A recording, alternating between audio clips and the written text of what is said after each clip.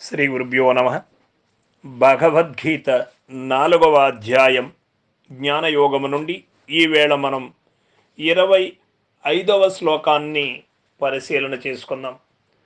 దైవమేవ పరే యజ్ఞం యోగినక పర్యుపాసతే బ్రహ్మాజ్ఞావపరే యజ్ఞం యజ్ఞేనైవోపజుహతి.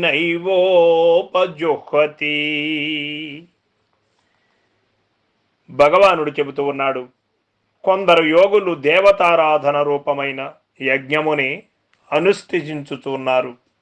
మరికొందరు జీవ బ్రహ్మైక్య భావనచే జీవుని పరబ్రహ్మమును అగ్నియందు హోమము చేయుచున్నారు. అనగా ఈ విషయాలను అన్నిటినీ కూడా మనం క్షుణ్ణంగా పరిశీలన చేయవలసి ఉంటుంది. యజ్ఞము కొరకు కర్మనాచరించు వాని యొక్క కర్మ యావత్తు విలీనమై పోవనని 23వ శ్లోకమున తెలుపబడినది. ఇప్పుడు ఆ యజ్ఞము యొక్క పెక్కు విధములు పేర్కొనబడుచున్నవి. కొందరు దైవయజ్ఞమునాచరించుచుందురు, అనగా దేవతా ఆరాధన, దేవతోపాసన, దేవతా అధ్యయనము, దేవతా కైంకర్యము, దేవతా ప్రార్థన ఇత్యాది కార్యములను నచ్చుచుందురు. వీరు కర్మయోగులు లేక భక్తి యోగులు అని చెప్పబడును. మరికొందరు బ్రహ్మ ఆత్మైకతత్వ భావనచే చిత్తమును, అనగా జీవుని బ్రహ్మము అను అగ్నియందు ఆహుతి చేయుచున్నారు. అగ్ని సమస్తమును భక్షించి తన యందు లీనమనొచ్చుకొనును. అట్లే బ్రహ్మమందు దృశ్యజాతమంతయు లీనమైపోవును కదా.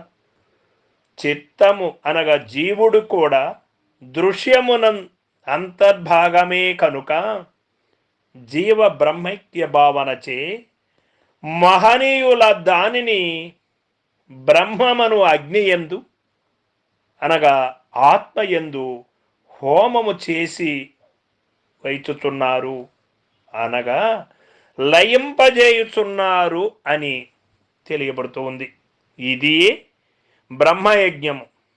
దీని ఆచరించువారు జ్ఞానయోగులు అనబడుదురు.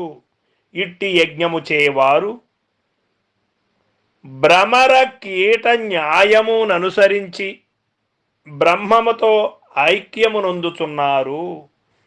ఏ వస్తువు అగ్నియందు వేయబడినను అది అగ్ని రూపమునే పొందును.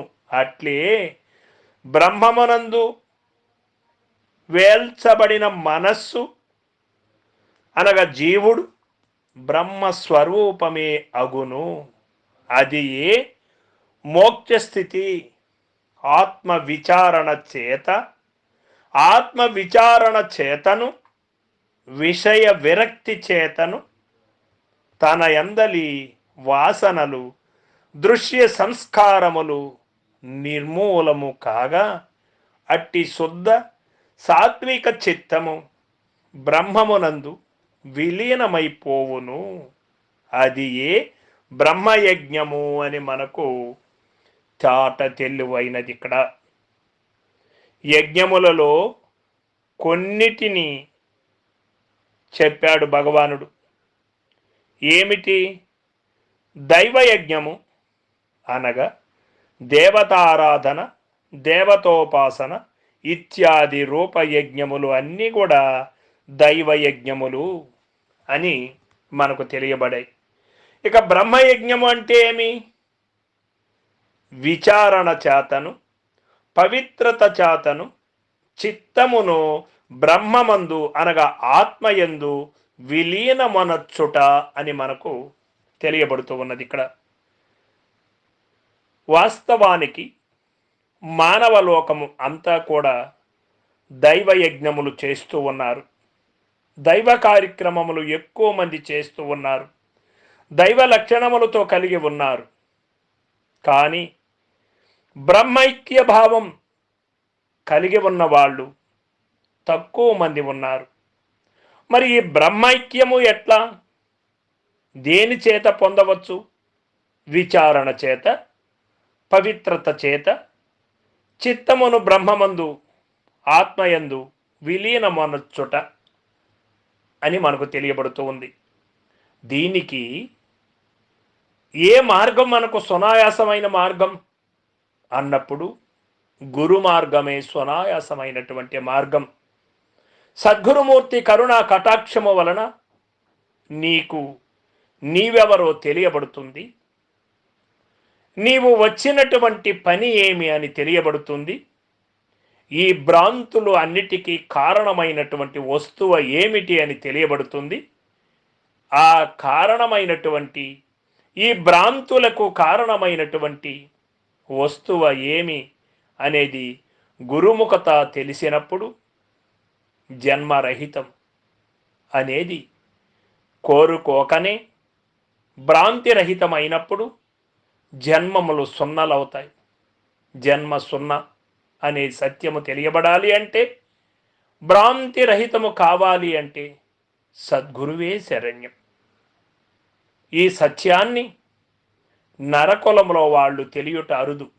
గురుకులములో ఉన్న వాళ్ళకి దైవభావమును దాటి గురుభావములోకి వచ్చి విచారణ పవిత్రత చేతను చతుర్విధ గురు సేవల చేతను పొందవచ్చు. సర్వం సద్గురు పాదార్పణమస్తు. జై గురుదేవ.